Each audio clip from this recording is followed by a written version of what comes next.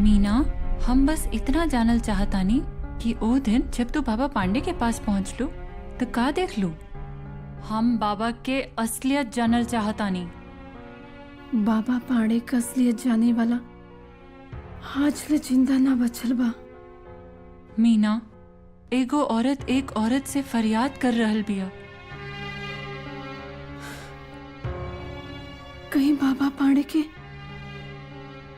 पता चल गया था? हम अपन जान दे दहब पर केहू से कुछ न कहब। ठीक बा। वो दिन जब हम बाबा पांडे के पास गए नी,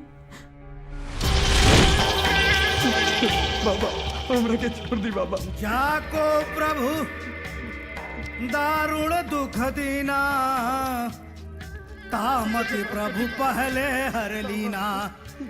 हमरा आश्रम के ते भक्त रहले में ससुरा, ओए आश्रम को खबर बाहर पहुंचावत रहले। माफ कर दी बाबा।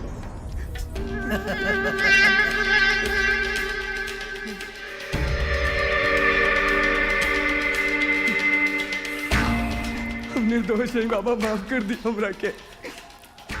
बाबा बाबा बाबा बाबा बाबा हमरा के माफ कर दी बाबा, हम निर्दोष है बाबा। बाबा पांडे के आश्रम का बात ही गर्भगृह से बाहर न जा सकेला, और अगर कोनो रहस्य कोनो राजी गर्भगृह से बाहर गई तो राज बाहर ले जाए वाला आदमी ई धरती बना रहा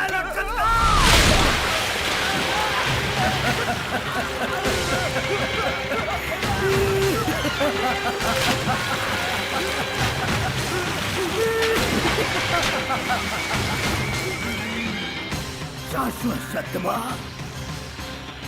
जे धरती पे आयल हो ओकरा जाए के बा। शांति शांति शांति। बाबा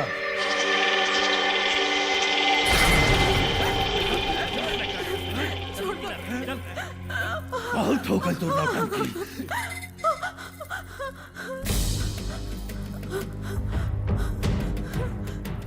सुंदर, अति सुंदर।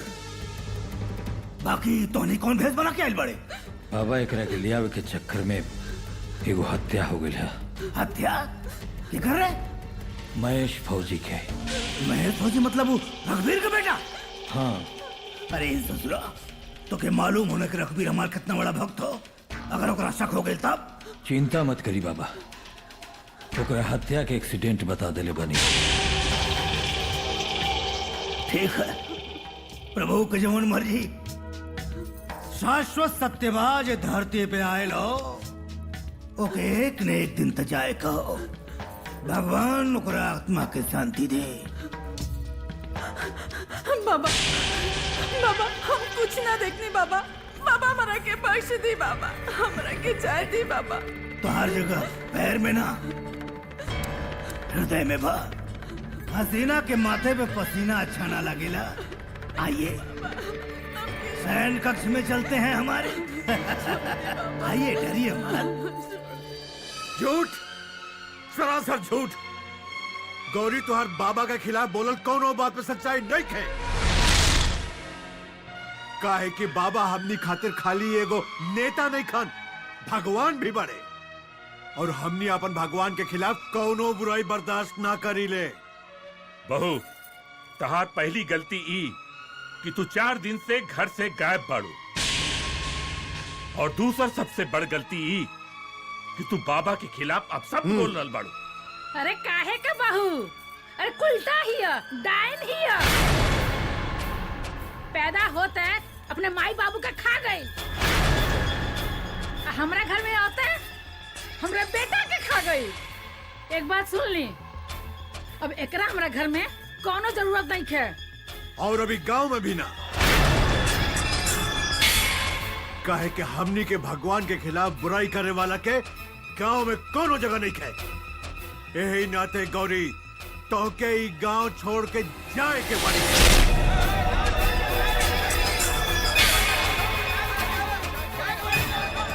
हाँ हाँ चल जाई। तोहन लोगन पागल हो गइल बाड़ा। वो हत्यारा के भगवान बना रहल बाड़ा। अब हम चुप ना बैठब। जा रहल बानी थाना में बाबा के खिलाफ रिपोर्ट लिखवावे। छोड़ब ना। हाँ हाँ जा जा जा।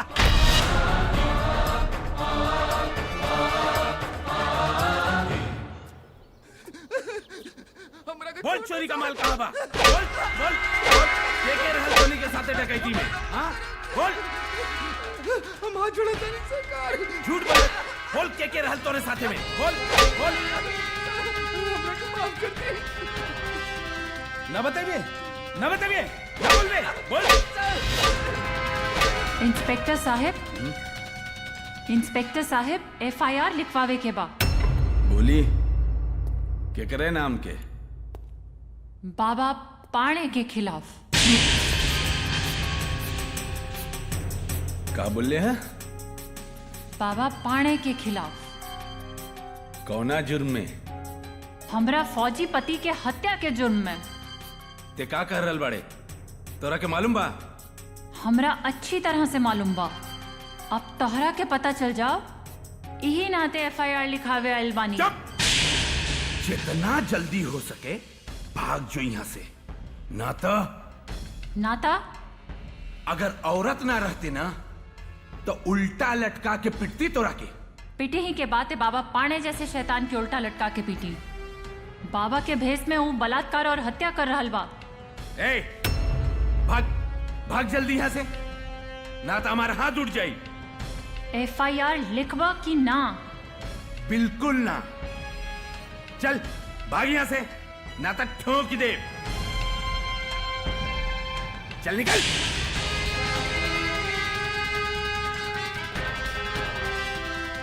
मौत की दावत दे रहल बिया। ए, दे रे चाय। पूरा मूड खराब कर दिया लेस। ठंडी हो गई, दूसरा लाओ। कितना बड़ा विडंबना बा कि लोग एगो पापी के भगवान मान रहल बाड़े। यही के कलयुग कहल जाला मैडम जी। ई कलयुग में सच्चाई खत्म हो चुकल बा। ना ऐसा ना।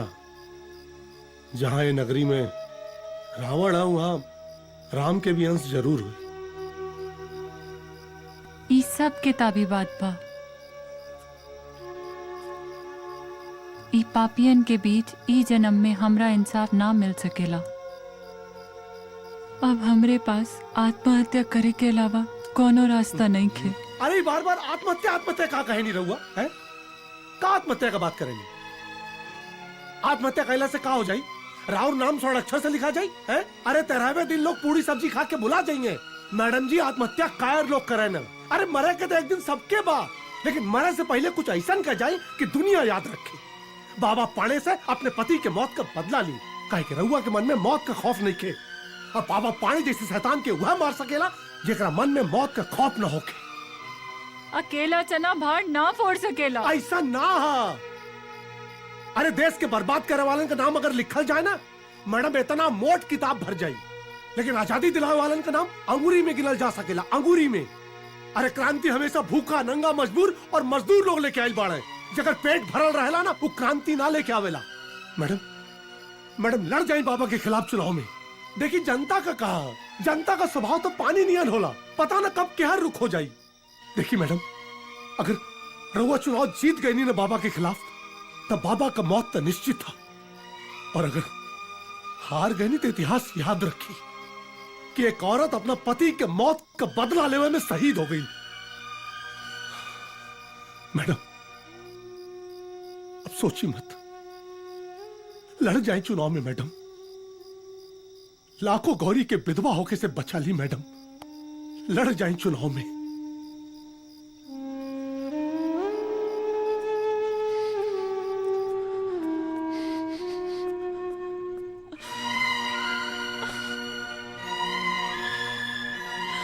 कहाँ चल गई नहीं रहुआ हमरा छोड़ के जी आप?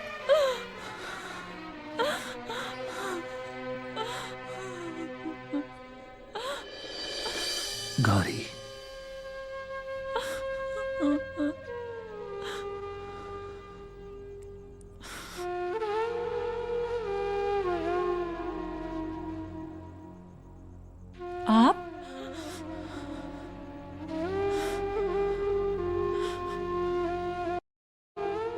गोबर सही कह रहा बा।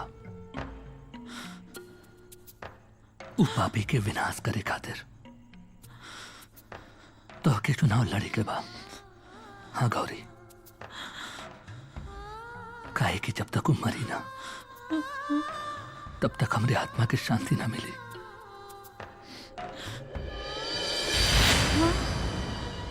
महेश, महेश, महेश, महेश।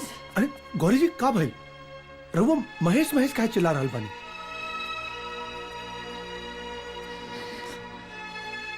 गोबर, अब हम चुनाव जरूर लड़ब। जब तक बाबा पांडे के साम्राज्य ना खत्म हो जाए तब तक चैन से ना बैठब। बाबा पांडे के मौत हमरा पति की सबसे बड़ी श्रद्धांजलि हुई।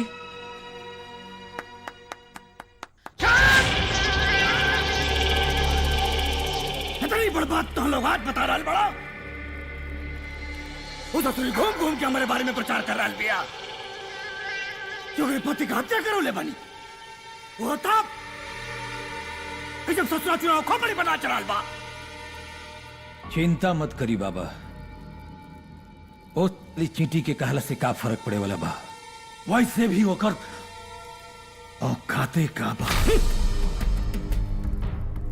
बहुती रोग और दुश्मन के कबो छोट ना समझे के चाहिए। छोट सा फुंसी कब कैंसर बन जाओ एकर कोनो पता नहीं के। और छोटा सा भी छोटा दुश्मन उस ससुरा कब कले का फांस बन जाओ एकर अंदाजा तो का नहीं खे। बाबा उ चुनाव में खड़ा होके जा रहा बिया। अच्छा तो तुरी झांसी का रानी बनल चाहती है? हाँ बाबा।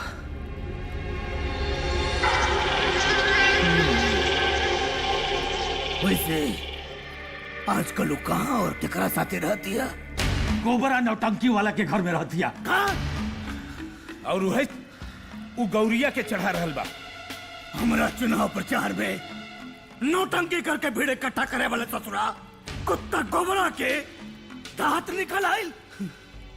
झांसी का रानी पैदा कर रहल बा। गोबर को बुलाओ।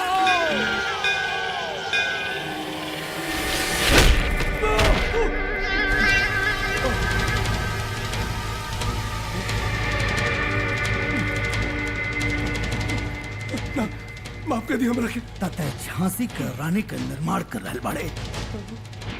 गौरी देवी के अपना घर में रख के बोल बोल देना था इतना मारब तो के खून खून नजर आई। अब तो हिम्मत कैसे भेले? तो हिम्मत कैसे भाई हमारे बारे में जहर उगले वाली के अपने घर में शरण देवे के? हाँ बोल। गलती हो गई। सुन ले ना बोल भी ना तो मगरमच्छ करने वाला बना दे। गलती हो गई बाबा, माफ कर दी, माफ कर दी। गलती हो गई बाबा। गलती हो गई तो से तोरा मालूम नहीं के कि बाबा के दरबार में माफी नहीं के मिलेला तो खाली मौत। हाँ बोल। ए बाबूजी। जी बाबा। राज मार के मुंह दे के।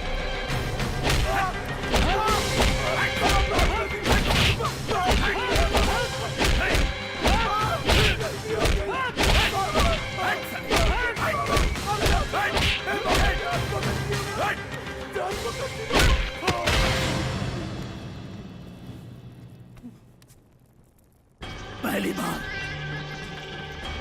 बाबा पांडे के दरबार के इतिहास में पहली बार केहू की जान के बख्शीश मिल रहा बा। हमारा चुनाव में बड़ा प्रचार के लिए बढ़े।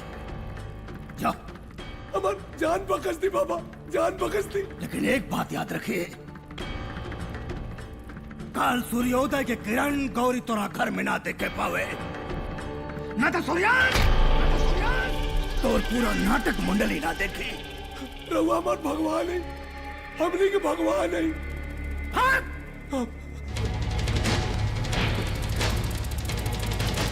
चल भाग भाग।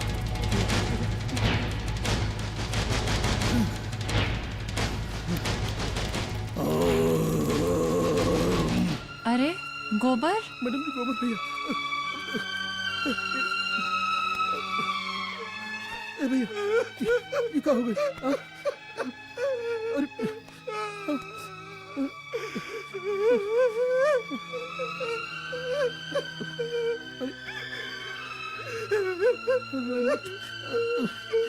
ये कैसे भइल गोबर? तोहरा चोट कैसे लागल? मैडम जी चोट की का कही, ये ऐसा चोट बा जवन पीढ़ी दर पीढ़ी हमार सदियों से झेल रहा बा। का मतलब? मतलब रहुआ के साथ देवे के फल हमरा के मिलला।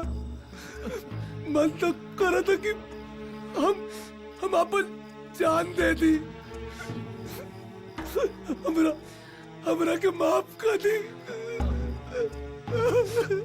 ये तो का कहत बड़ा गोबर? तू ऐसे कहबा तो कैसे चली? तो हर हाल ही के कैलस ह? बाबा पाड़े। बाबा पाड़े? हाँ मैडम, बाबा पाड़े कैलन। हाँ मैडम, हमरा के धमकी मिलला कि काल सूर्योदय होते अगर हम रहुआ के अपना घर से ना निकलनी था तो हमरे साथ साथ हमरे पूरे परिवार के बाबा पाड़े का आदमी जान से मार दिया। गोबर, रोज रोज मरला से अच्छा एक दिन मरब। बाबा पाड़े के जवाब देहल बहुत जरूरी बा। उठाओ मृदंग।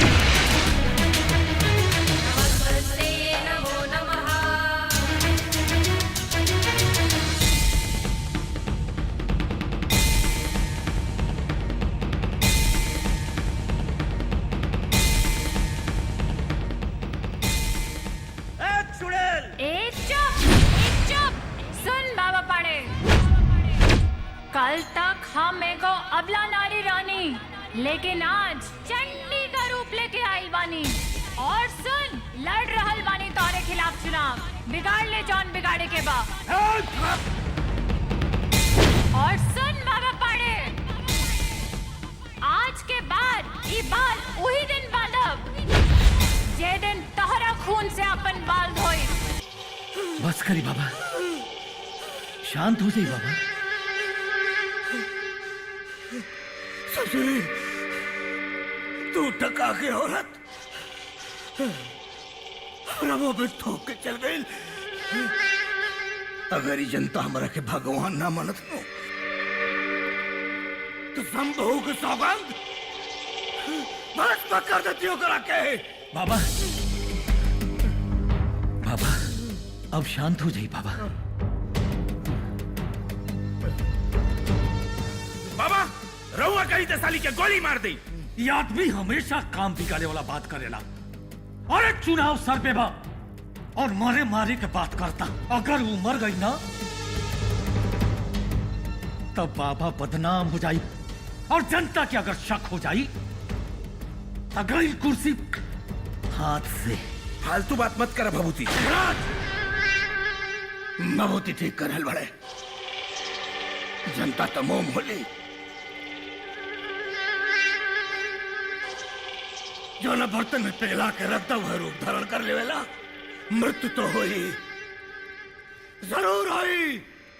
गौरी देवी तोहार मृत्यु जरूर होई, लेकिन अब ना चुनाव बस एक काम करो तो लोगन आदेश करी बाबा। काल चुनाव पर्चा भरे के आखिरी तारीख हो। कौनो कीमत पे दूसरी पकड़िया पर्चा ना भरे पावे, और अगर एक बार पर्चा भरे से वंचित रह गए तो चुनाव तो फिर 5 साल बाद होगी, और चुनाव खत्म होकला के 5 दिन के बाद गोबर और गौरी के खंड खंड करके मगर मच्छर के नेवाला बनाए। पाखंडी बाबा बन के बैठल बा। खाल खींच के भूसा ना भर देनी तो हमरो नाम भी गौरी नहीं। मैडम जी, आज तो रहुआ के देख के लागल की जिसे साक्षात चंडी धरती उतर आयल पानी है। काटा मरुआ सही कह रहल बानी भैया। अरे मैडम जी तो एकदम देवी लागत रहनी है, साक्षात देवी। पापी के अंत करे खातिर अब चंडी बन ही के पड़ी। लेकिन मैडम जी, बाबा भी घायल सांप हो गए लोग की। वो चुप ना बैठी, कौनो न कौनो चाल जरूर चली। ओकर हर चाल नाकामयाब होई अब। मैडम जी, लेकिन इस समय जोश से ना होश से काम लेवे के बाद देखिए, हमनी का भलाई यही में है कि जबले पर्चा ना भरा जाए हमनी अंडरग्राउंड हो जाए। देखिए, एक बेर पर्चा भरा गई ना, फिर वो बाबा का सारी बाबागिरी निकल जाएगी। मैडम जी भैया सही कह रहल बाने, जबले पर्चा न भर जाए हमनी के गायब भइला में ही फायदा बा। ठीक बा।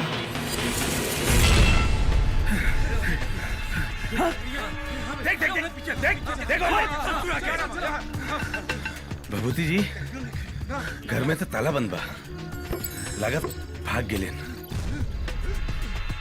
बाबा की खिलाफत करे चला रहे साला। एक बार मिल जात तो इतना मारी मौत की दावत दले बा। जिंदा गाड़ब साले के जिंदा। चल देखा तो खोजा तो साले के कहां पर। देखो ने आगे बढ़ के खोद। पे देखे ले।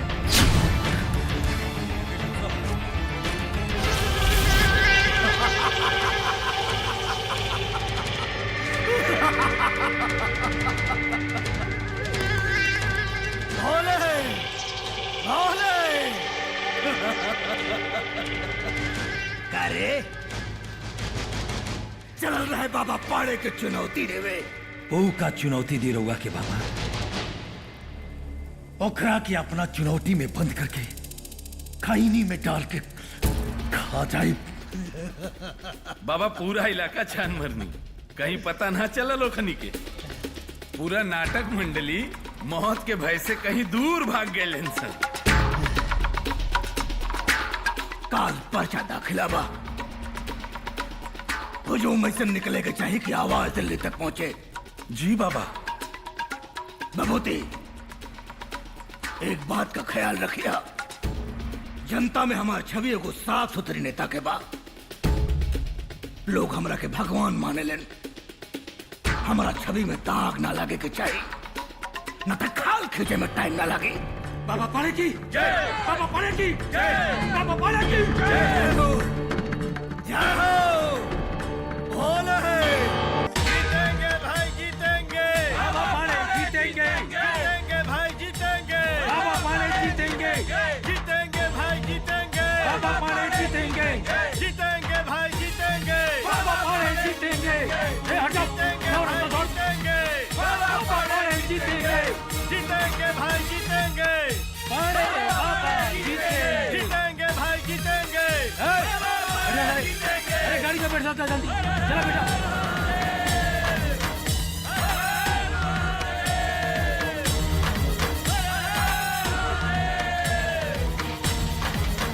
पाड़े बाबा की। पाड़े बाबा की।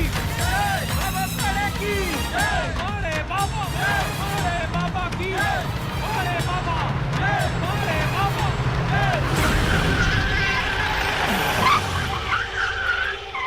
आई बाबा।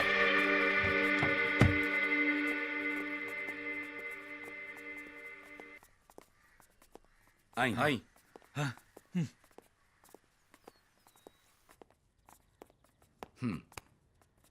बाबा जी प्रणाम। शंभू, शंभु।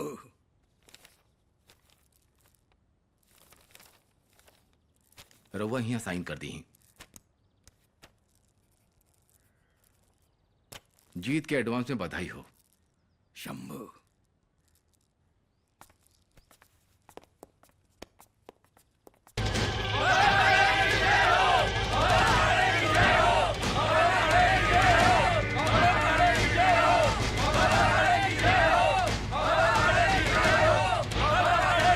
बाबा पांडे,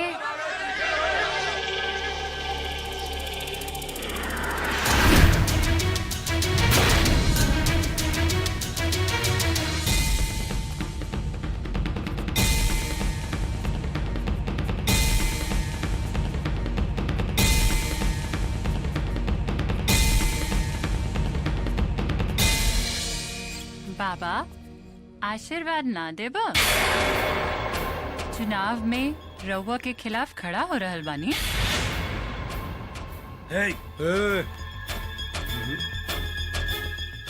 मुंह मीठा करी। बाबा क्या जी व्रत बा। तूफान से पहले बहुत शांति होला। तूफान आ चुकल बा, बच के रहिया। हमारे जीत की बुनियाद तूफानों ने रखी है। कलेजा मजबूत कर लो बाबा, अपनी हार देखने के लिए। शरीर पे पड़ल एक एक जख्म का हिसाब देवे की पड़ी। शांति। शंभु। शंभु।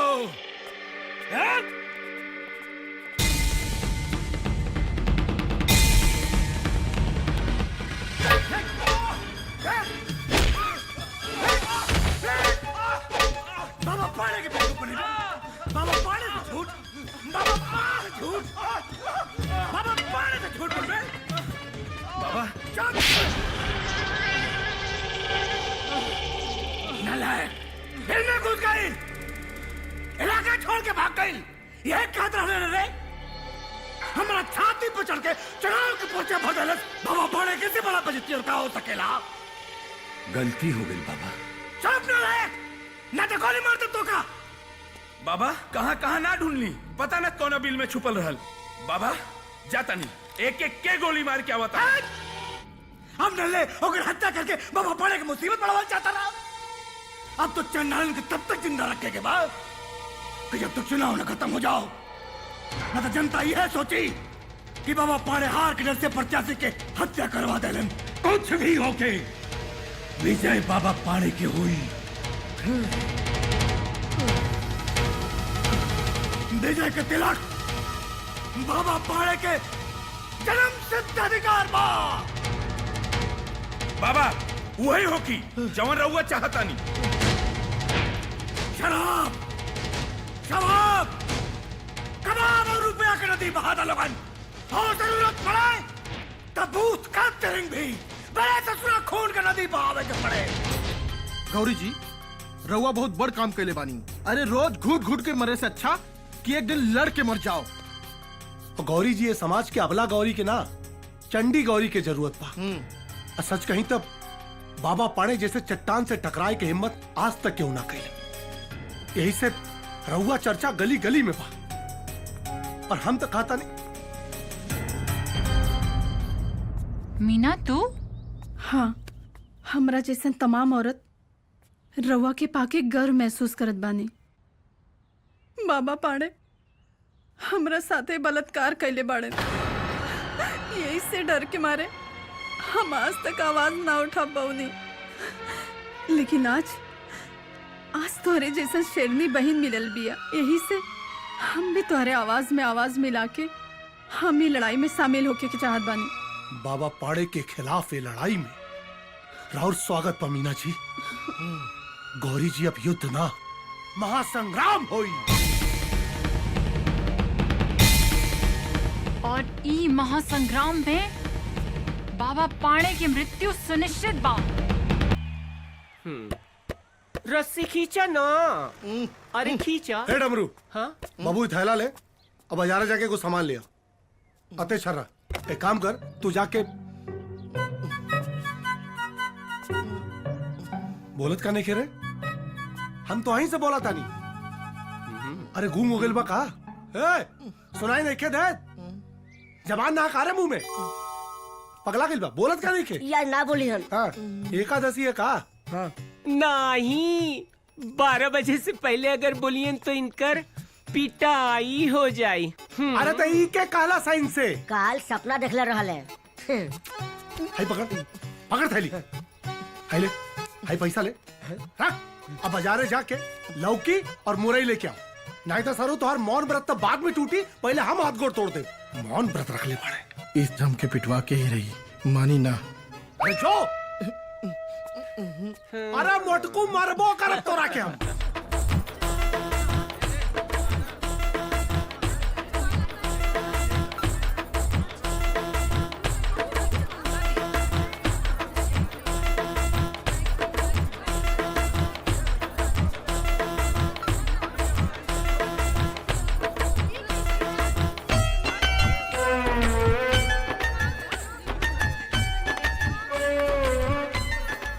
का चाही?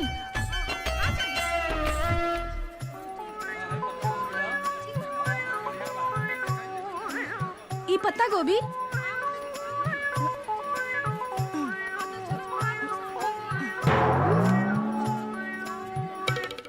नाम तो बतावा, का चाही?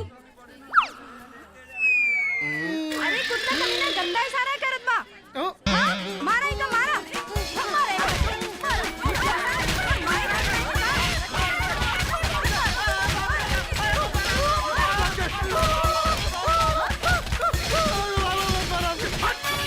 बोलनी तो मार करनी, ना बोलनी तो मार करनी। भाग यहाँ से। जय गोबर भैया, ई कुल तोरे देन बा। भगवती, चुनाव प्रचार में कोनो कमी ना रहे के चाहिए। हर ग्राम सभा में हर प्रधान की 1-1 लाख रुपया दे दिल बनी। बहुत अच्छे। कोनो गली, कोनो मोहल्ला, कोनो चौराहा, कोनो बाजार, कोनो गांव बचे के ना चाहिए जहाँ हमार फोटो ना लगे, हमार पोस्टर ना लगे। सब जगह रोगे दिखत नहीं बाबा। गोबर, सारा इलाका बाबा पानी के पोस्टर से भर गइल बा। हमनी के पास तो इतना पैसा नहीं खे। रहुआ चिंता न करें मैडम जी, इलेक्शन बैनर और पोस्टर से ना हौसले से लड़ जाला। लहर हमनी के बा, हमनिए जीतल जाई। भगवान करे ऐसे ने होखे। ऐसे नहीं होगी, अरे भरोसा रखी। भैया, हाँ, हमनी के गांव में जो मीटिंग सेट किया गइल बा, लोगन से मिले जाए के बा। हाँ मैडम जी, रात बहुत हो गई बा, आप आराम करें। हमनी गांव में हो क्या होता नहीं, सवेरे प्रचार पे चले गए। ठीक बा, चलो लोग चल रहे। ए बोला की आवा आवतानी। राज, हाँ बाबा। सुनने बाने के कोई ईमानदार डिप्टी एसपी आयल बा चुनाव करावे खातिर। जी। ओकरे गला में इतनी रुपया का माला पहना दकी ओकरा बोझ से ओकर ईमानदारी खत्म हो जाए। बाबा रउआ चिंता ना करी, ईमानदार के नियत बदले में समय ना लागेला। जय हो, जय हो, जय भोले।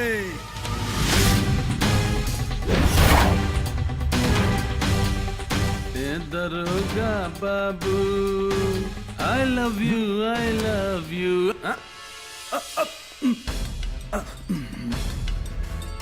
जैन सर। गजराज, ई थाना और क्षेत्र के बारे में बहुत गड़बड़ी सुन लिया। अब तक जौन भी कुछ ई थाना में भइल आगे से ना होके के चाहिए। ओके सर। ई थाना बहुत संवेदनशील बा, चुनाव में कुछ गड़बड़ी ना होके के चाहिए। ठीक है सर। सर एक बात बोली, बाबा पाणे का दर्शन जरूर कर लिया। बाबा पाणे काहे? बाबा पाणे भगवान है का? वो तो जनता उनके भगवान मानेली। गजराज, जनता हो, जनता के अपन काम करेगा, तू अपन काम संभाला। और रहल बात बाबा पाणे का, गौरी सिंह जिंदाबाद, गौरी सिंह जिंदाबाद, सबका साथ सबका विकास, ये हमारा नारा है। सबका साथ सबका विकास, यही हमारा नारा है। गौरी सिंह जिंदाबाद, गौरी सिंह के ही वोट दी है। औरत के सम्मान में कोनो कमी ना आए। औरतन के विकास खातिर चाची गौरी देवी के ही वोट दी। हमारा आशीर्वाद। हाँ, चाची वोट देवे आवे क्या सबके।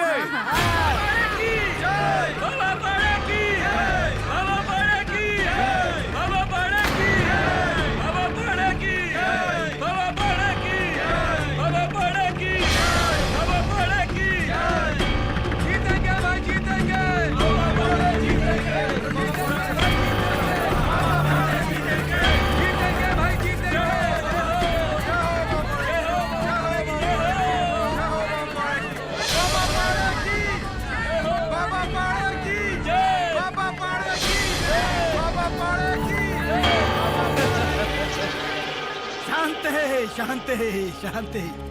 मालूम बा रउआ लोग हमरा से बड़ा प्यार करेली। हर बार रउआ लोग हमरा के भारी मत से जितौले बनी। ये बेर भी जिताई, ये बेर हम जीतब तो मंत्री जरूर बनब।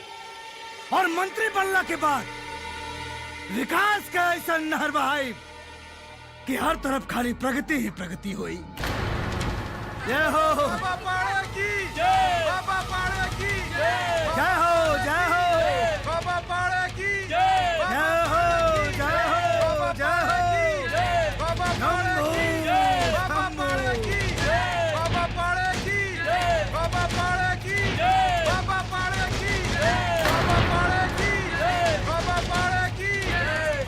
जीतेंगे भाई जीतेंगे, बाबा पाड़ा जीतेंगे, जीतेंगे भाई जीतेंगे, जीतेंगे भाई जीतेंगे। भैया जनता हमनी के साथ बा। खाकर शिकस्त कोशिशें हर बार करेंगे, दुश्मन भी साजिशें हजार करेंगे। तुम हाथ मत बढ़ाओ, केवल दुआ करो। ये आग का दरिया हम खुद ही पार करेंगे। मैडम जी, ये लोग बाबा के समर्थक ना बढ़े, बाबा से भयभीत बढ़े। रउआ चिंता न करें, जीत तो हमनिए के हुई। काडमरू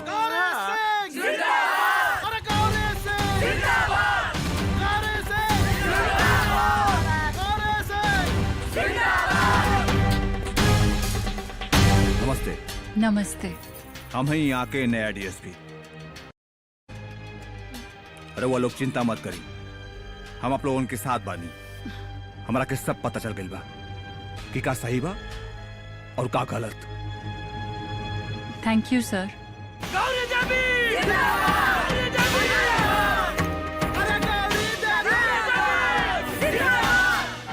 ओम त्र्यंबकं यजामहे सुगंधिं पुष्टिवर्धनम् उर्वारुकमिव बन्धनान् मृत्योर्मोक्षेयमामृतात्।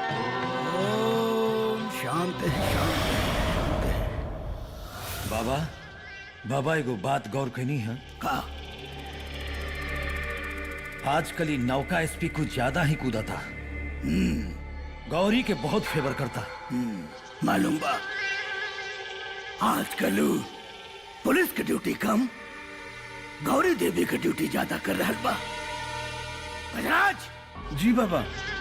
वो कुत्ता डिप्टी एसपी के समझा दे, कहीं ऐसा ना हो खो कि चुनाव होने से पहले के शमशान घाट पहुंचा दे।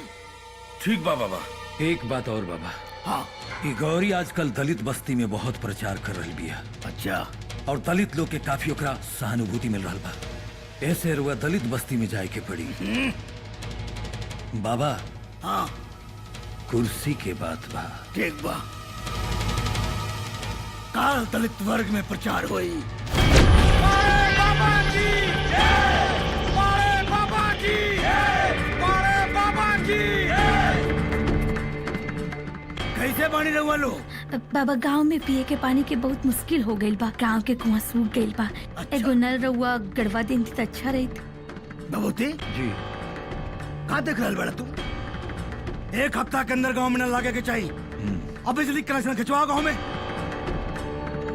चिंता न करी, हो जाए। ठीक बा। बाकी ये गौरी आजकल हमारे बारे में बड़ा गलत प्रचार कर रहा बिया।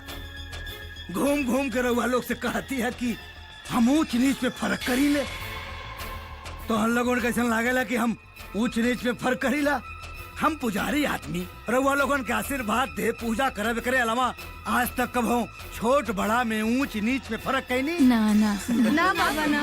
पगला गेल बिया, सोच समझ के उठ दिया लोगन। ठीक बा। ये लड़का लोगन के अच्छा कपड़ा, अच्छा खाना, स्कूल सारा व्यवस्था होके के चाहिए। ये बेर हम चुनाव जीतब तो मंत्री जरूर बनो। ये मेरी सारी व्यवस्था हो जाएगी। लड़का देश के भविष्य होले। आजा बेटा। ये बच्चे ही तो देश के भविष्य हैं।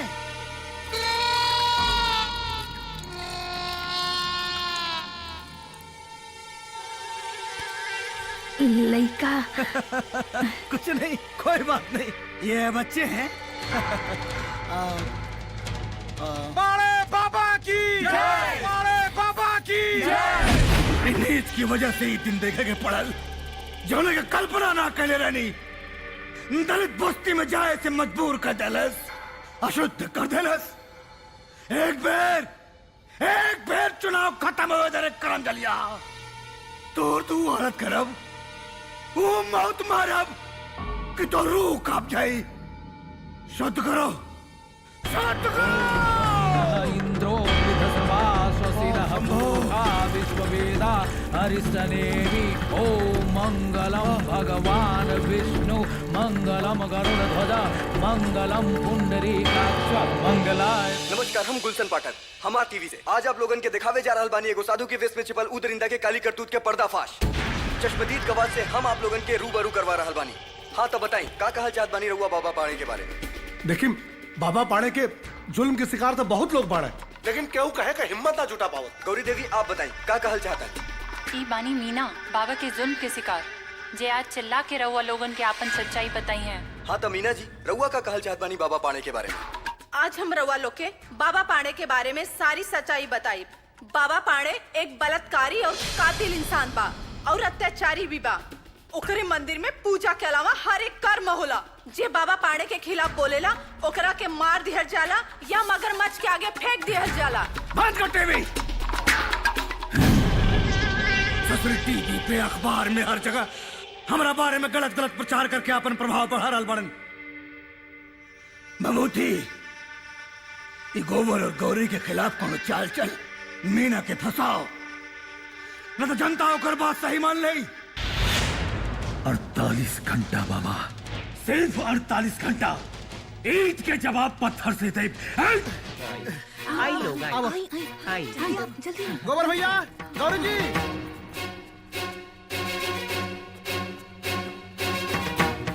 ई लोग के हा? गौरी जी, ई लोग ऊ औरत बानी जकरे साथ बाबा अत्याचार कैले बा और आज तक ई लोग केहू से कुछ ना कहनी। और आज मीना का साहस देख के हमनी का साथ देवे आयल बानी। इफ्तिदा इश्क है रोता है क्या, आगे आगे देख होता है क्या। मैडम जी समय के मिजाज से समझी, हवा का रुख बदल रहा बा।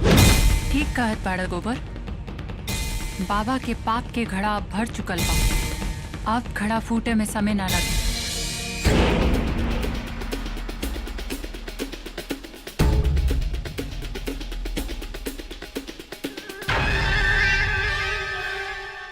गोबर जी, रात बहुत हो गई बा, जा मीना के इनके घरे छोड़ के आवा। अरे नाना जी मैडम जी, हम चल जाए ना, समय ठीक ना चल रहल बा, अकेले गई ठीक ना हम। चलिए ना हम छोड़ दे रहुआ के। हाँ, क्या इनका संग? आओ। चल। गोबर भैया संभाल के जाइए। हाँ।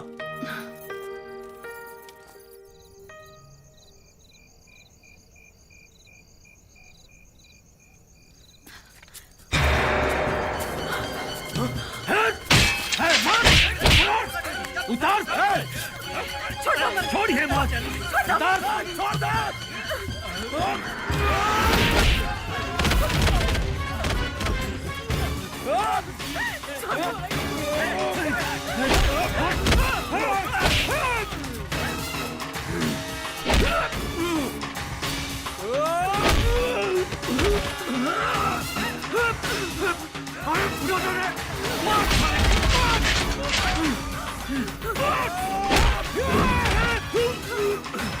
जल्दी चला। अरे पकड़ लो साइकिल के जय मत दिया सर। अरे जल्दी कर सर। अरे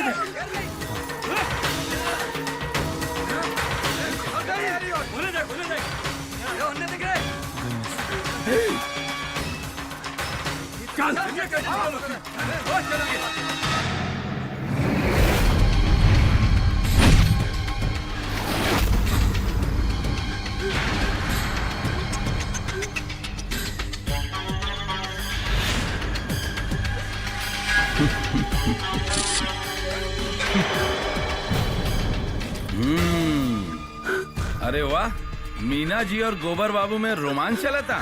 दरोगा जी कुछ घंटा हमने के पीछा करता है और वो मारे कभी कोशिश करना। हाँ दरोगा साहब, वो हमारी इज्जत लेवे की कोशिश कर लेना। चल साड़ी पहन ले, पकड़ थाने चल, तब बताओ तनी सच्चाई का बा। थाने का है? सच्चाई तो हम रहुआ के बता देनी ना, फिर थाने का है ना? चुप छिनेरा, यहाँ जंगल में मंगल कर रहल बाड़े मीना जी के साथ है, बड़का चल थाना में, फिर बताओ तानी तो के। अब तो ये खबर पूरे अखबार में छपी। औरतन की इज्जत को ढोंग रचे वाली गौरी देवी ये जानते हुए भी कि मीना और गोबर के बीच नाजायज संबंध बा। अब आप लोग सोची कि एगो चरित्रहीन औरत जनता का सेवक कैसे बन सकेली, उस समाज का निर्माण कैसे कर सकेली। हमरा तो यहाँ तक शक बा कि गोबर और गौरी के बीच में कुछ छी छी छी छी।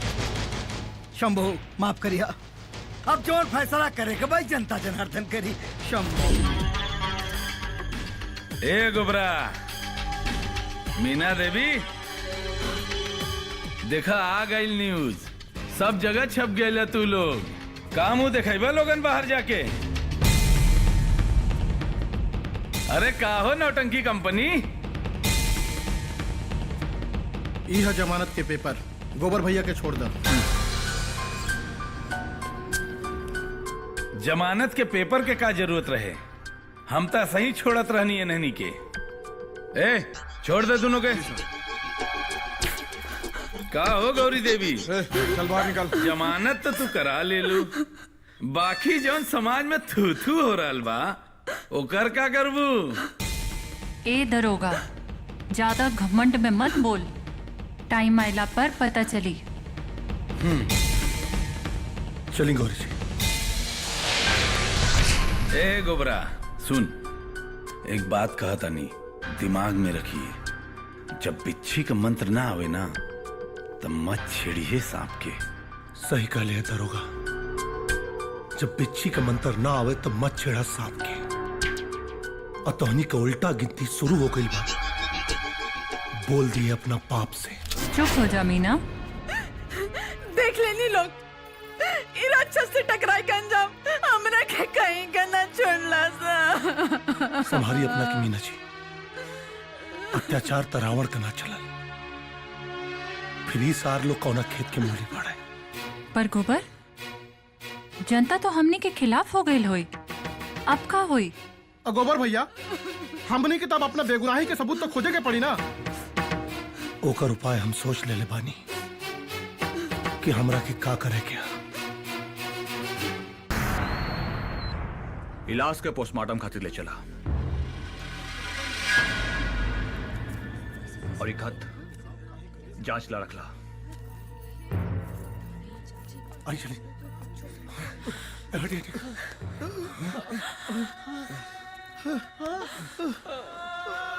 मीना, मीना उठा ना।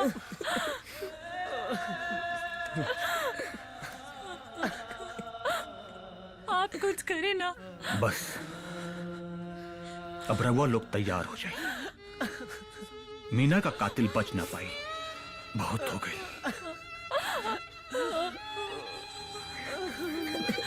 मीना,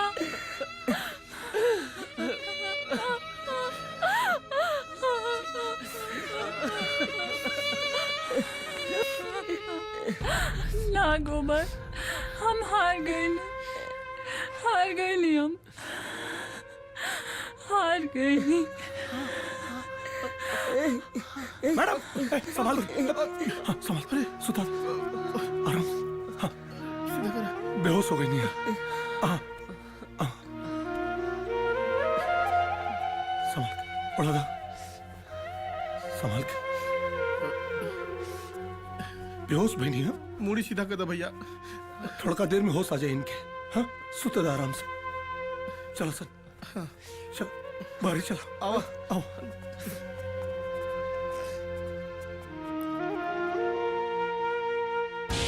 गौरी तू हिम्मत हार जेबू तो हमार का हुई हमारा मुक्ति कैसे मिली जब तक वो बाबा के अंत ना हुई हम सही भटकब बोलो गौरी ओकरा मरबू की ना। हाँ महेश अब तो हम बाबा पाड़े के जरूर मारब बाबा पाड़े के। गौरी जी का भाई बाबा पाड़े के मर ही के पड़ी बाबा पाड़े के। हाँ मरी गौरी जी मरी बाबा पाड़े। वाह विभूति बाबा वाह तोरा दिमाग ना कंप्यूटर बा कंप्यूटर। दिमाग हमार है लेकिन मेहनत तो तू कैला गजराज बाबू। मीना के फसौला तू गौरी के बदनाम कैला तू। बहुत खूब सांप भी मर गई और लाठी भी ना टूटल। पुलिस के नौकरी तो एगो बहाना बा तनख्वाह तो बाबा ही देलेन। अगर बाबा के काम ना आई तो ई जीवन बेकार बा।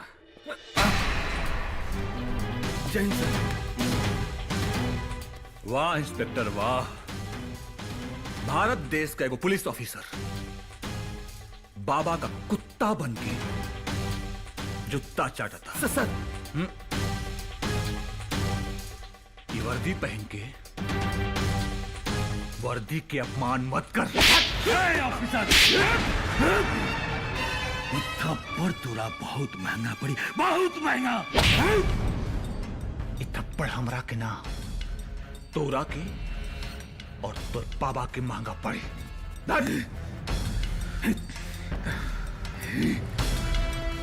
उतार दे वर्दी। ये वर्दी तोरा ऊपर कलंकित हो रहा बा। उतार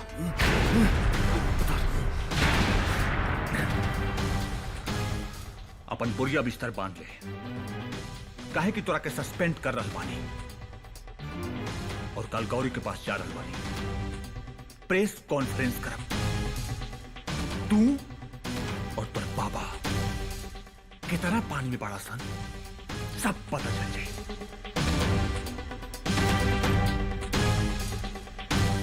आगे नहीं इला कैमरा एमे बाबा पांडे के खिलाफ पूरा कर्मकांड सूट भइल बा। बहुत बढ़िया मुनिया बहुत बढ़िया भाई। अब साहब आप हाँ गोबर गौरी जी आप लोगन के बेगुनाही हम अपना कान से सुन के आ रहे बानी। साहब बाबा पाड़े के खिलाफ हमनियों के सबूत मिल गई बा और एक कैमरा में ओकर नंगा नाच कैद बा साहब। Good very good. काले प्रेस कॉन्फ्रेंस कर जनता के सब पता चल जाए। धन्यवाद सर। ई देश के आप जैसन पुलिस ऑफिसर के सख्त जरूरत बा और रउआ जैसन झांसी की रानी के भी। अच्छा हम चलता नहीं।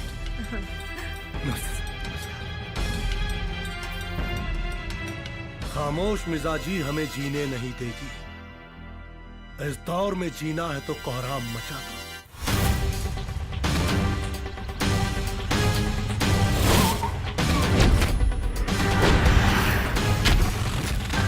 गजराज तू?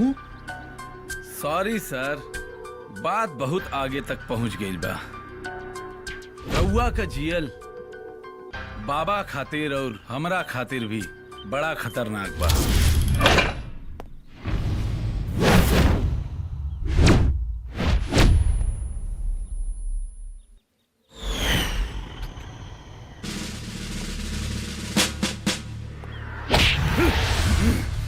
साले देशद्रोही तोर इतना हिम्मत।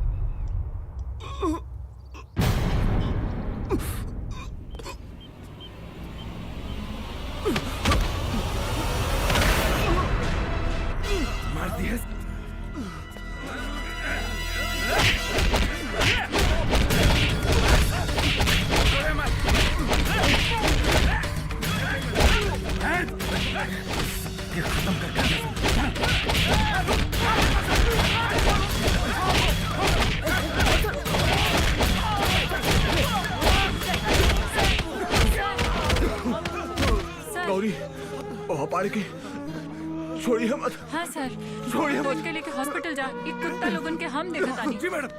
उठाओ उठाओ उठाओ, ले चलो।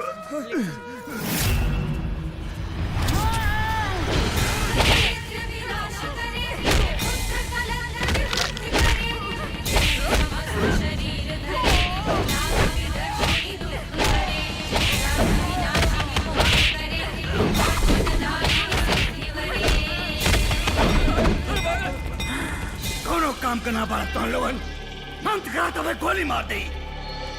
अरे ससुरे, अगर डिप्टी एसपी हॉस्पिटल में बयान दे दे तब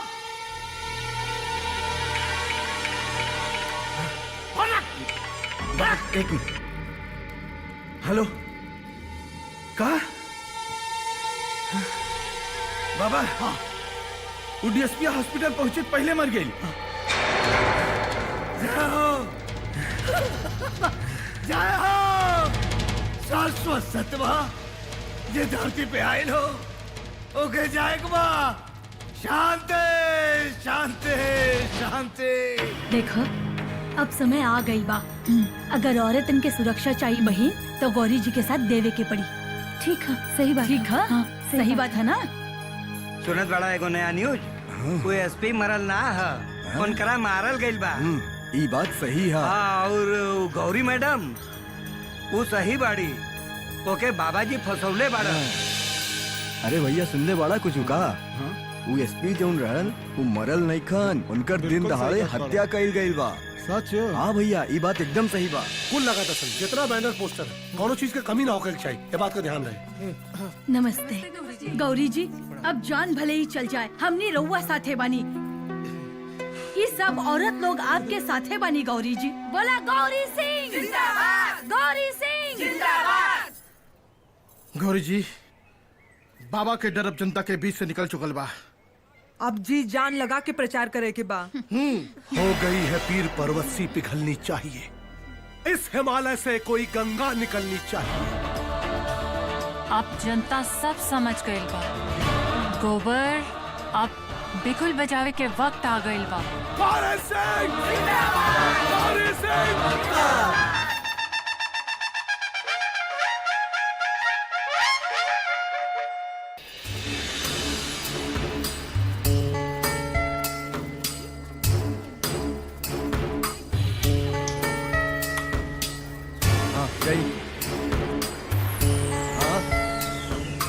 जल्दी करी, इतना टाइम लगा था। जल्दी जल्दी जाए और जाए।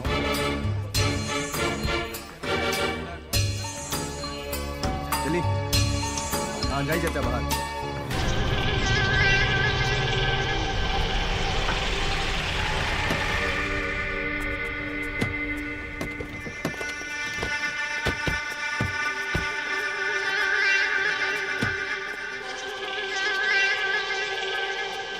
शंभो चल शंभो शंभो शंभो शंभो। बाबा प्रणाम बाबा। हाँ हाँ, लाई लाई यहाँ। चला जा जा चला। हाँ, यहाँ साइन कर दे बाबा। हाँ, ये लिए। जा।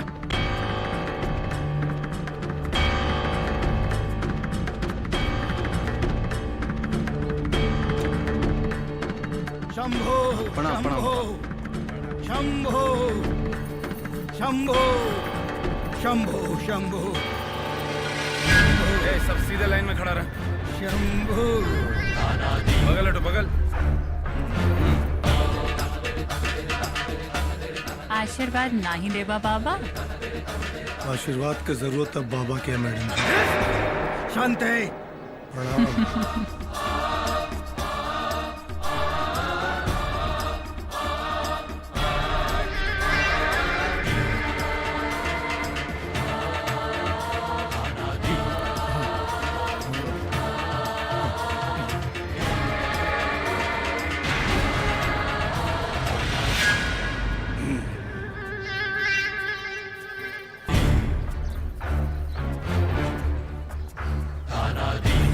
जनता अपने साथ में और का वोट अपना खाता में ही गिरता है।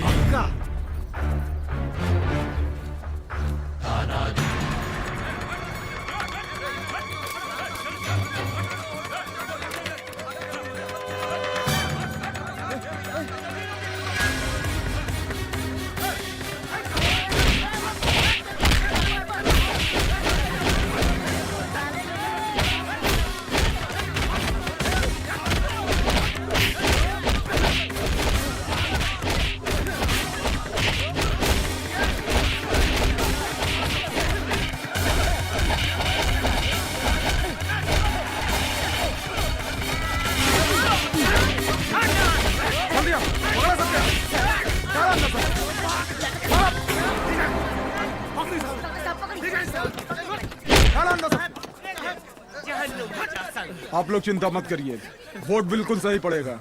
शांति रखिए। मैडम मेरे रहते बूथ कैप्चर नहीं होगा। आप लोग निश्चित होके जाइए। नमस्कार। ठीक है, जाइए।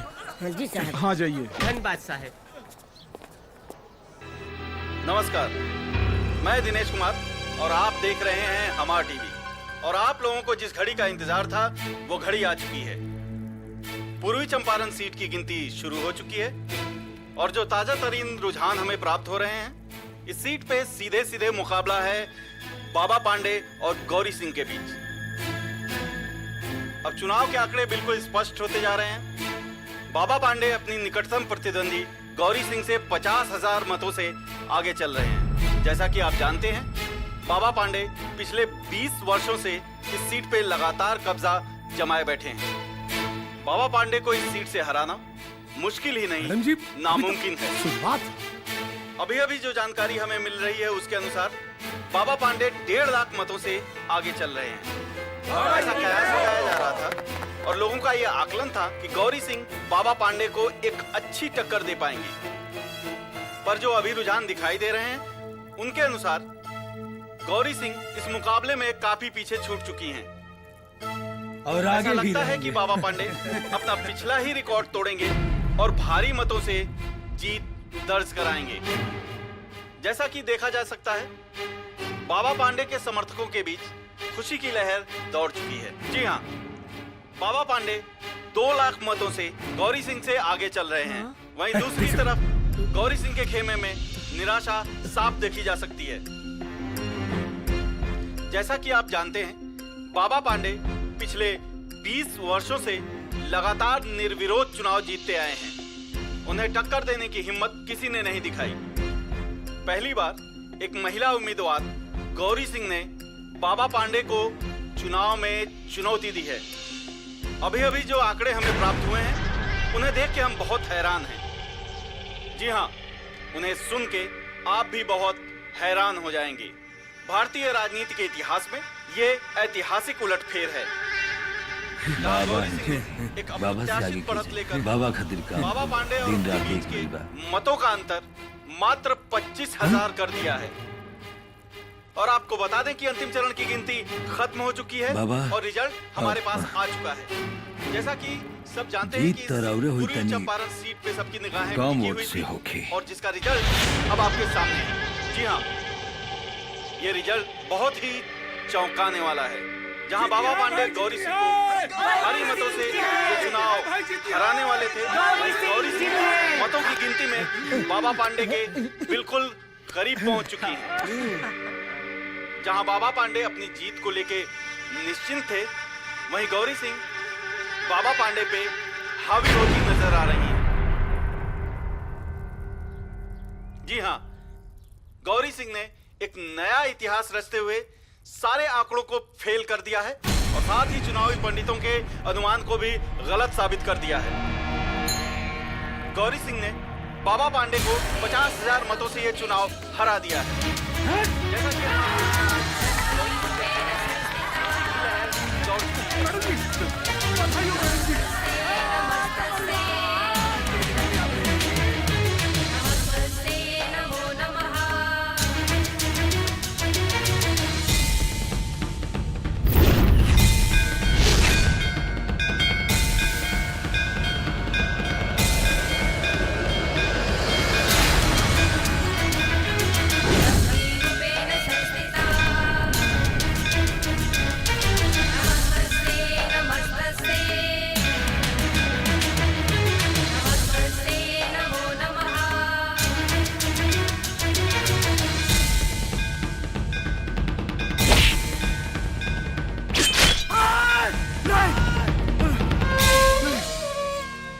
बाबा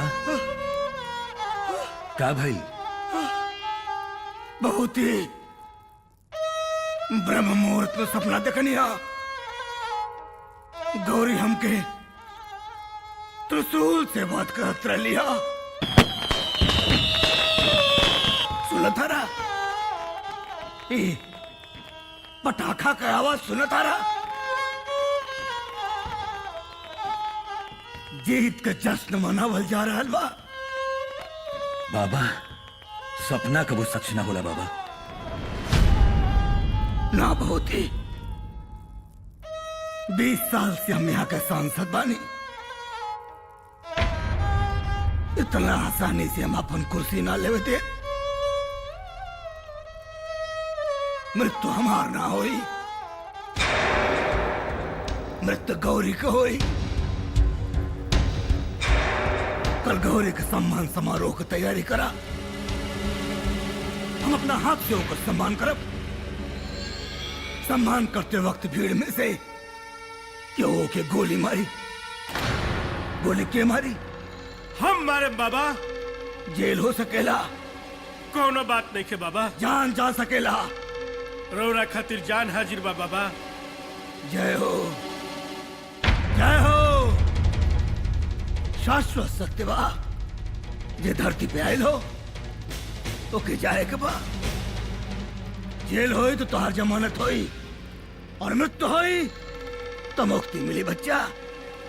बाकी तोरे लड़का बच्चा खातिन बाबा बड़े बाबूती सम्मान समारोह की तैयारी किया जाए।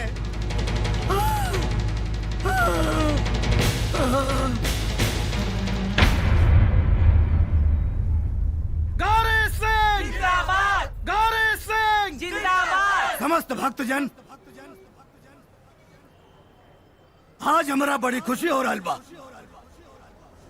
कि रउआ लोगन गौरी सिंह जैसन नेता के चुनाव में विजयी बनौला। गौरी सिंह जिंदाबाद। हम तो मात्र मंदिर में पूजा पाठ करे वाला एगो छोट सा पंडा पुजारी रहनी हा। सांसद तो रउआ लोग बना देनी। हालांकि सांसद रहते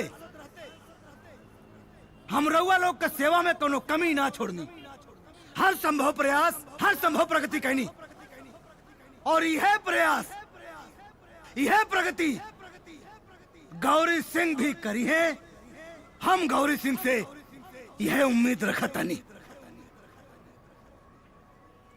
रहल बात हमार, अब तो दिन रात मंदिर में पूजा करब और रउआ लोगन के भलाई खातिर काम ना करब। हम गौरी सिंह के तुलना झांसी के रानी से कर रहल बानी और खुशी के साथ हम उनके मंच पर आमंत्रित कर रहल बानी। कहे से कि हम उनका सम्मान करना चाहता नहीं। गौरी जी कृपया आप मंच पर आइए।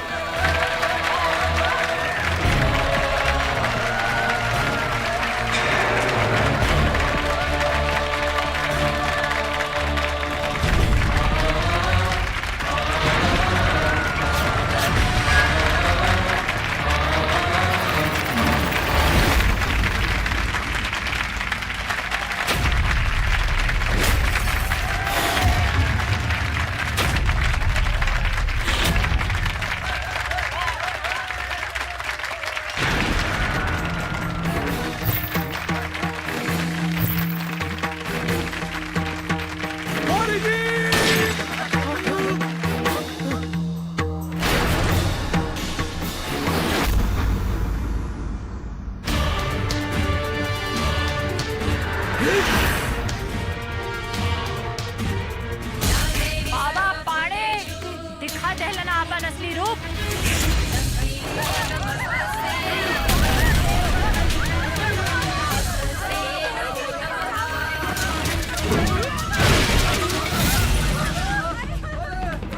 नारी पर अत्याचार अब न होई बर्दाश्त। उठाई तलवार अब कर दे पापियन के नाश।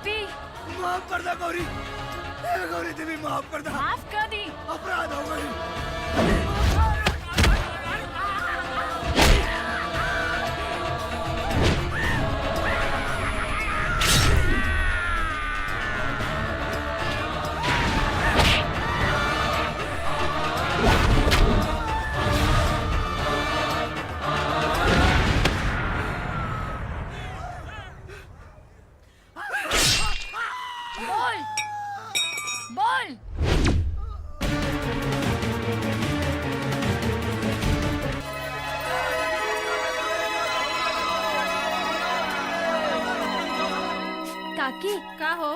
माई बोलनी है कि पूजा के तैयारी कर ल, शाम के साथ में जाए के बाद। ठीक बा बिटिया। अच्छा काकी। दुल्हन, ए दुल्हन, अरे कहाँ बाड़ू हो?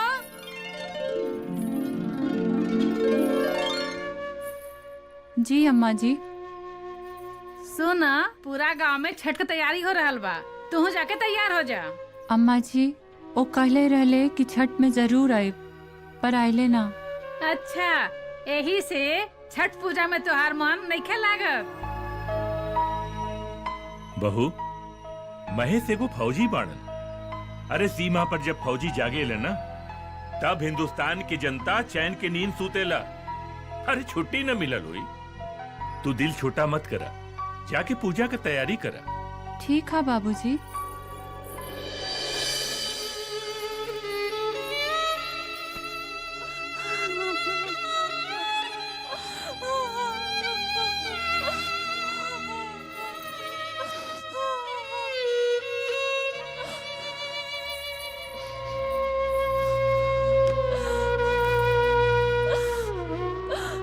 मन नहीं के लागत रहो बिना।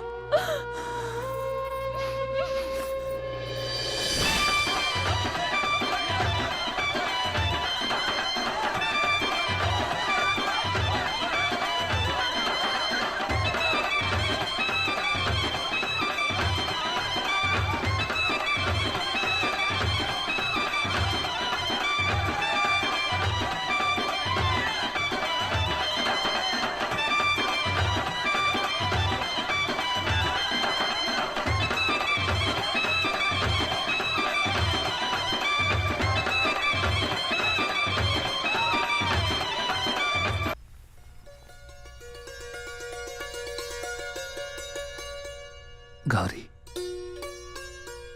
जी। एगो बात बतावा, कैसन लाग रहल बा ससुराल में? सच बताई तो राउर गोद में दुनिया के सबसे अच्छा सुख के एहसास हो रहल बा। तोहरा जैसन पत्नी पैनी पिछला जन्म में जरूर कोनो अच्छा काम केले रहनी। ना जी, कर्म तो हमार अच्छा रहे कि राउर जैसन देवता समान पति मिलन।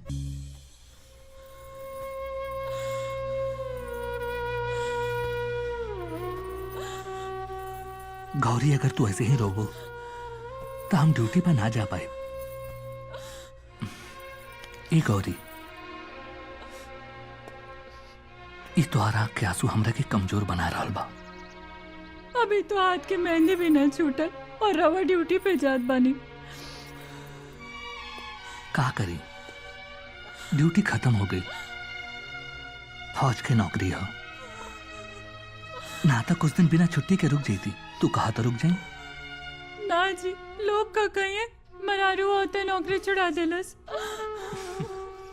इतना समझदार हो के फिर आंसू काहे गिरा रहल बाड़ू?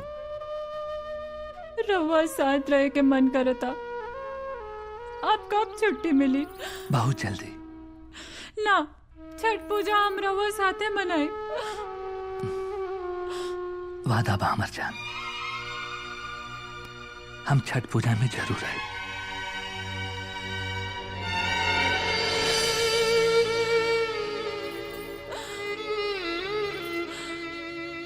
असरा धरा के तोड़ देनी रवा।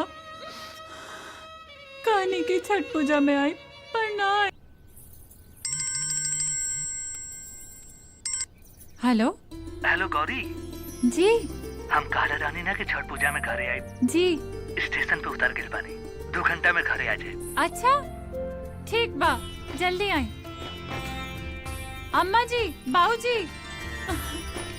का भइल दुल्हन? वो आ रहल बाड़े। अच्छा, ये तो बड़ा खुशी का बात बा। दुल्हन जल्दी से पूजा की तैयारी कर लो।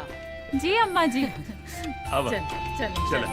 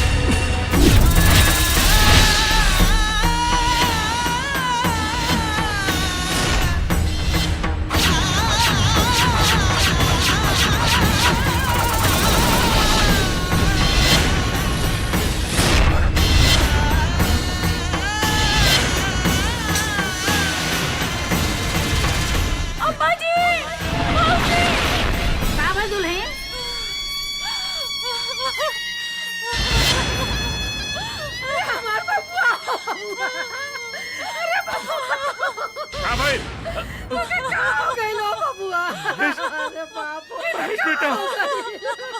महेश महेश अरे उठो बेटा।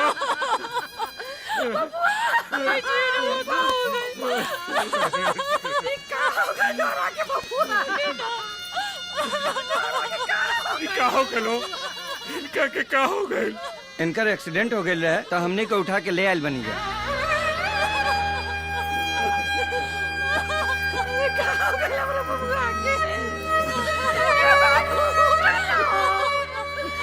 अरे बेटा का हो गई लो दादा? वो बबुआ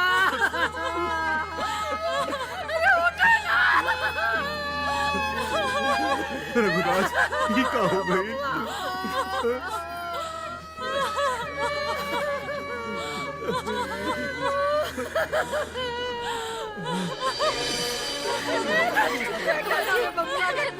किस्मतें फूट गई। कैसे कटी इनकी जिंदगी।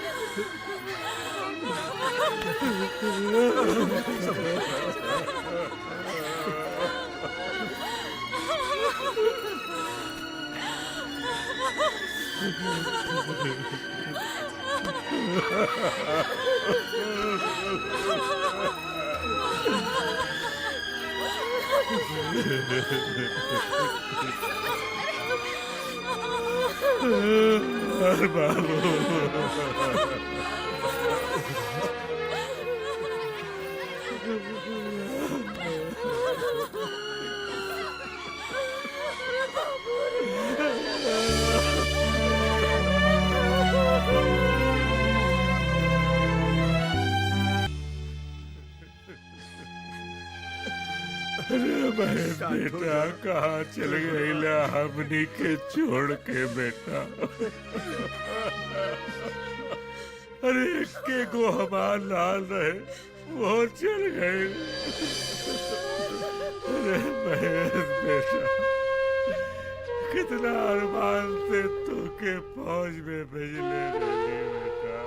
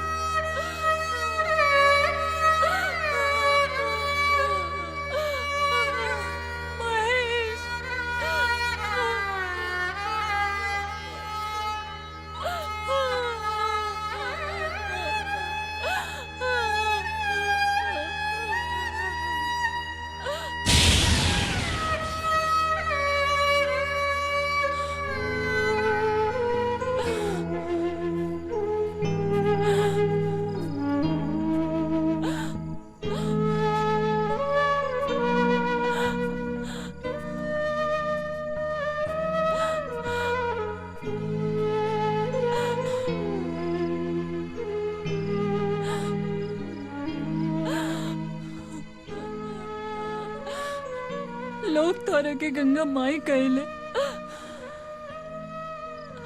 सुनी को के हरा भरा करेले तू, फिर हमरा साथे ना इंसाफी काहे? पैदा होते माई बाबूजी सब खत्म हो गए, और बियाह भइला के बाद पति भी छीन ले लू। अब केकरा खातिर जियब? अब हमके भी ले चला अपने साथे, ले चला अपने साथ।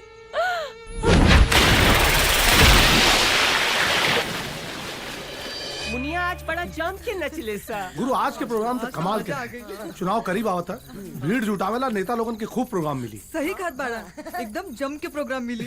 हाँ, लेकिन भैया एक बात ध्यान से सुन लो, आपकी पगार बढ़ा के चाहिए। हाँ, हाँ, हमरों के अरे मिली प्रोग्राम तो होके दे, सबके पगार बढ़ा के मिली। हाँ कुमार भैया, हाँ हमरो पगार बढ़ा के चाहिए, काहे कि हमरो ब्याह करे के बाटे। अच्छा, अरे थोर बिया तो कटरीना कैफ से करवाए। हाँ खूब जमी जोड़ी तोहनी का, थैंक यू भैया। धूमधाम से बिया हुई।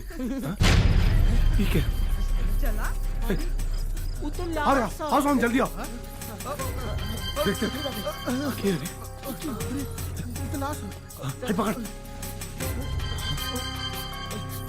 हट पर जा।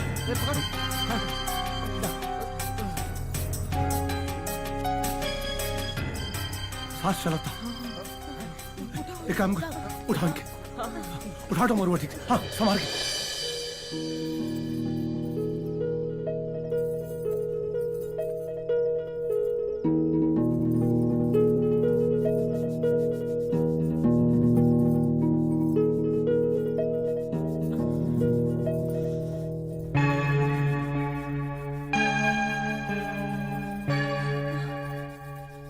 होश आवता। रुका रुका रुका, राउर नाम का पड़ी? हाँ? गौरी।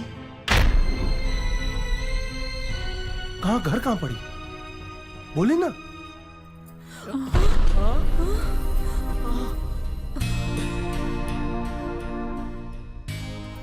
फिर से बेहोश हो गई नहीं। एक काम करा लो, चदर उड़ा था, इनका आराम करा था। हाँ चल, हाँ आराम से उड़ा।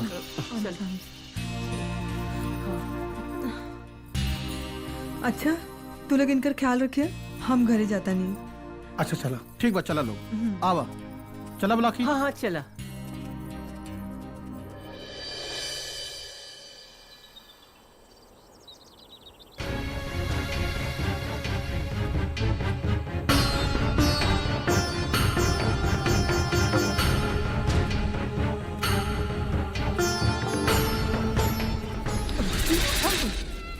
तू का कर रहल बाड़ू? हम मरल चाहतानी, काहे बार बार तू लोग हमके आत्महत्या करे से रोक रहल बाड़ा? आत्महत्या करे से? एकर मतलब काल तू नदी में आत्महत्या करे खातिर गेल रहलू? हाँ। लेकिन काहे? हमरे पति के मौत हो गई बा, अब हम का करब ई दुनिया में जी के? आराम से ये बतावा कि तू कहाँ करे वाली बाड़ू? हमार घर शिकारपुर बा। हमार पति महेश एगो फौजी रहले। काले छठ पूजा में घरे आवत रहले, पर एक्सीडेंट में उनकर मौत हो गई। महेश फौजी? कहीं रहुआ रघुवीर बाबू को पतो तो नाना बानी? हाँ, तू जाने ला उनके? बाप रे, अजीब है बानी ना है? अब एक चिता का राग ठंडा ना भइल, तब ले दूसरा चिता जलावे का तैयारी कर रहल बानी। अरे जब पति ही ना रहल तो जिए का का मतलब? तोरा मरला से पति का जान वापस आ जाई का? और रहुआ जानकारी खातिर एक बात बता दी हम, जौना पति ला रहुआ जान देवे जाता नहीं ना, वो पति मरल ना मारल गइल ह। का बकवास कर रहल बाड़ा? सही कह रहल बानी। राहुल पति क्या इलाज के पोस्टमार्टम खातिर ले चला, और एक खत जांच ला रखला। आई चली।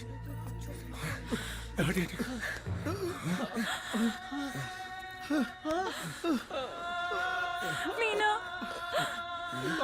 मीना उठा ना।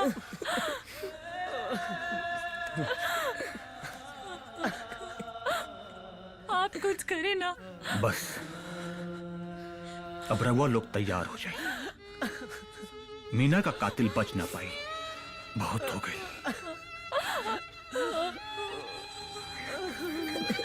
मीना,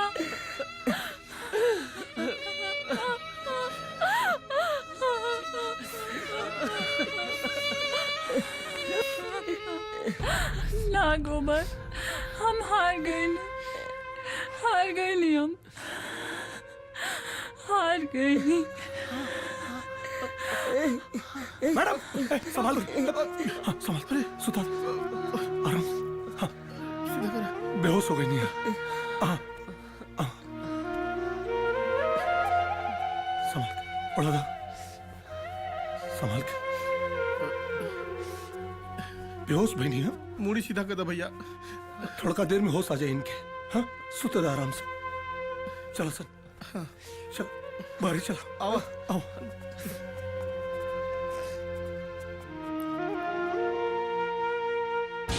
गौरी, तू हिम्मत हार जेबू तो हमार का हुई? हमरा मुक्ति कैसे मिली? जब तक वो बाबा के अंत ना हुई हम आशा ही भटकब। बोलो गौरी, ओकरा मरबू की ना? हाँ महेश, अब तो हम बाबा पाड़े के जरूर मानब बाबा पाड़े के। गौरी जी, का भाई? बाबा पाड़े के मर ही के पड़ी बाबा पाड़े के। हाँ, मरी गौरी जी, मरी बाबा पाड़े, जरूर मरी बाबा पाड़े। वाह विभूति बाबा वाह, तोरा दिमाग ना कंप्यूटर बा कंप्यूटर। दिमाग हमार है, लेकिन मेहनत तो तू कैला गजराज बाबू। मीना के फसौला तू, गौरी के बदनाम कैला तू। बहुत खूब, सांप भी मर गई और लाठी भी ना टूटल।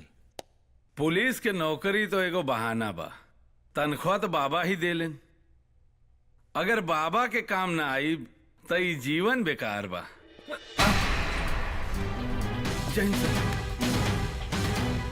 वाह इंस्पेक्टर वाह, भारत देश का एगो पुलिस ऑफिसर बाबा का कुत्ता बन के जुत्ता चाटता। सर,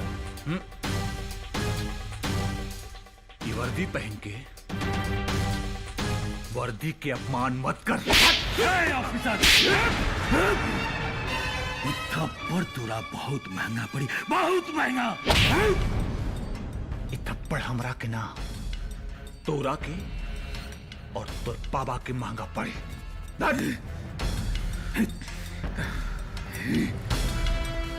उतार दे वर्दी, ये वर्दी तोरा ऊपर कलंकित हो रहा बा। उतार।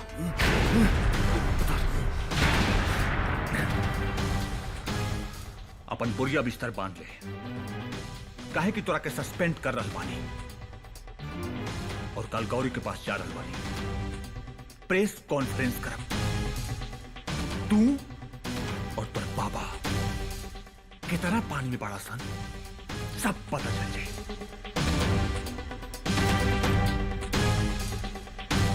आगे नहीं इला कैमरा एमे बाबा पांडे के खिलाफ पूरा कर्मकांड सूट भइल बा। बहुत बढ़िया मुनिया, बहुत बढ़िया भाई। अब साहब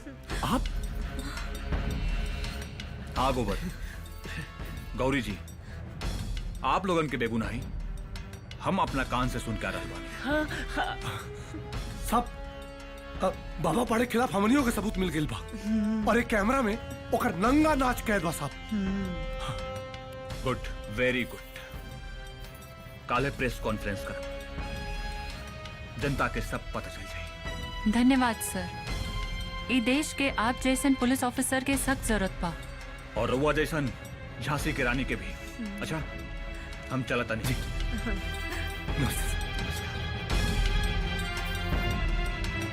खामोश मिजाजी हमें जीने नहीं देगी। इस दौर में जीना है तो कोहराम मचा दो।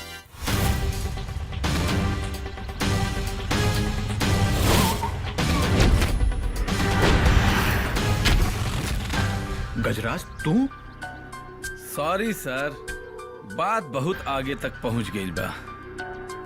रउआ का जियल बाबा खातिर और हमरा खातिर भी बड़ा खतरनाक बा।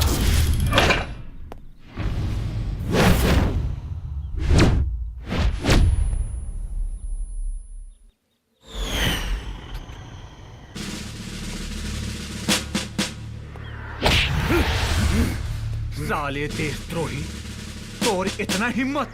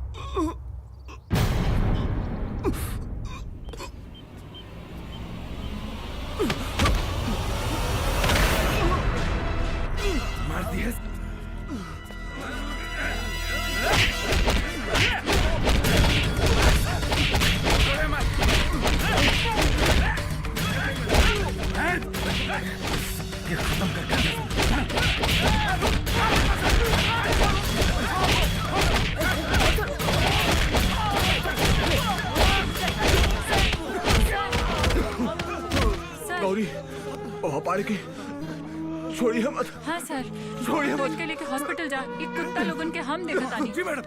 उठाओ उठाओ उठाओ, ले चलो।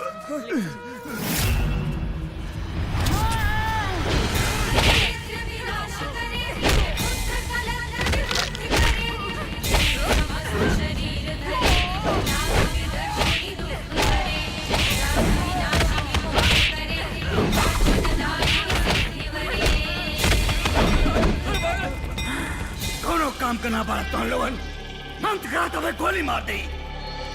अरे ससुरे, अगर डिप्टी एसपी हॉस्पिटल में बयान दे दे तब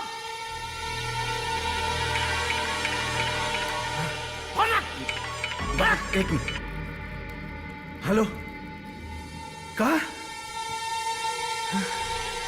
बाबा? हाँ, वो डीएसपी हॉस्पिटल पहुंचे पहले मर गई।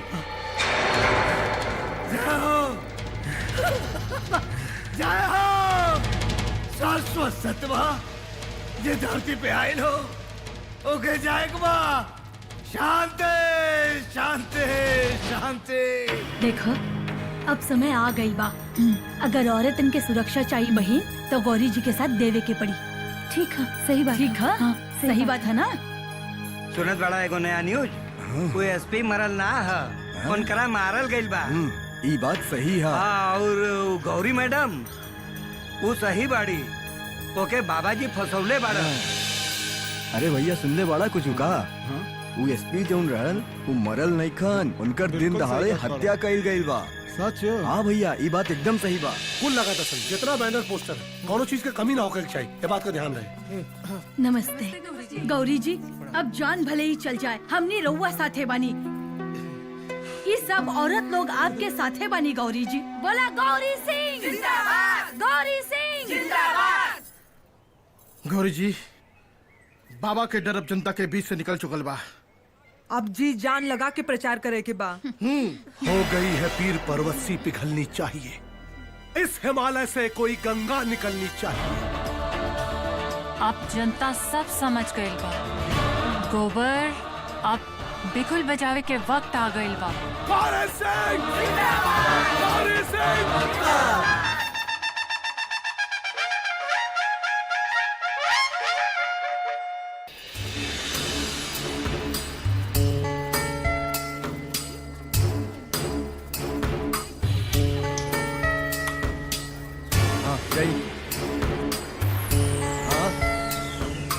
जल्दी करी। कितना टाइम लगा था? जल्दी जल्दी जाए और जाए जाए।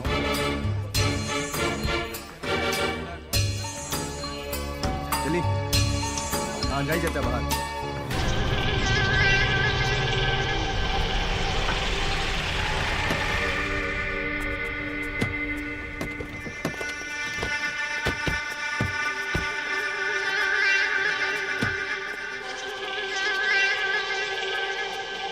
शंभो ले चल शंभो शंभो शंभो शंभो। बाबा प्रणाम बाबा। हाँ हाँ लाई लाई यहाँ। चला जा जा चला अब। हाँ यहाँ साइन कर दे बाबा। हाँ ये लिए। जा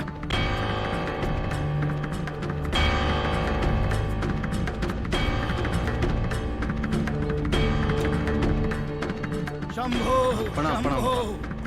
शंभो शंभो शंभो शंभो। ए, सब सीधे लाइन में खड़ा रह। शंभो बगल हटो बगल।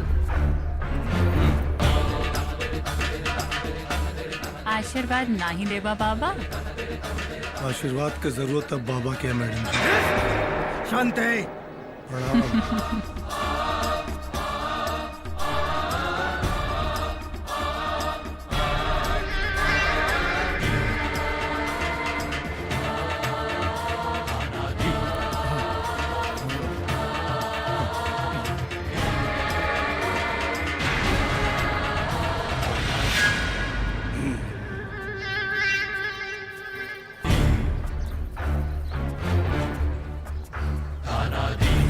जनता अपने साथ में और का वोट अपना खाता में ही गिरता का।